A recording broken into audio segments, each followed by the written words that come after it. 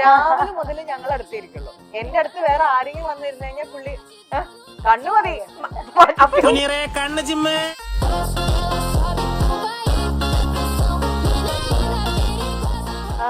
എനിക്ക് പെർഫോം ചെയ്യാനുള്ള സ്പേസ് ഉണ്ട് എന്നാണ്, അതാണ് പെട്ടെന്ന് ഞാൻ ക്യാച്ച് ചെയ്ത ഒരു കാര്യം. ഇതിന് മുന്നേ സാറിനോട് വർക്ക് ചെയ്ത സിനിമയിൽ ഞാൻ ചെയ്ത ക്യാരക്ടറും ഇതും ഭയങ്കര ഡിഫറെന്റാ.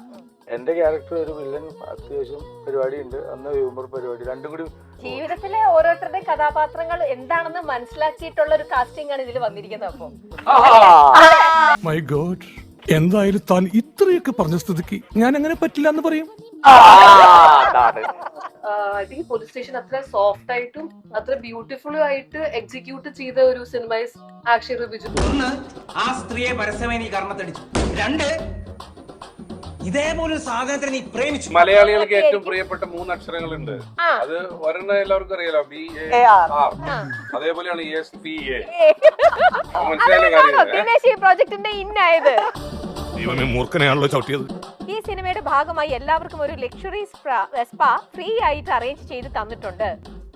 ഇല്ല, ഈ ജീവിതം അങ്ങോട്ട് അവസാനിപ്പിച്ചാലോ എന്ന് പലപ്പോഴും എനിക്ക് തോന്നിയിട്ടുണ്ട്. പിന്നെ വിചാരിക്കും, ഈ ലോകത്തെ സുഖങ്ങൾ മാത്രം അനുഭവിക്കാനല്ലല്ലോ കർത്താവ് നമ്മൾ ഇങ്ങോട്ട് അയച്ചിരിക്കുന്നത്. The most funniest thing happened during a spa. ഒരു ലേഡി ബോയ് കേട്ടു. ഞാൻ എൻജോയ് ചെയ്ത് കടന്നു കൊടുക്കായിരുന്നു.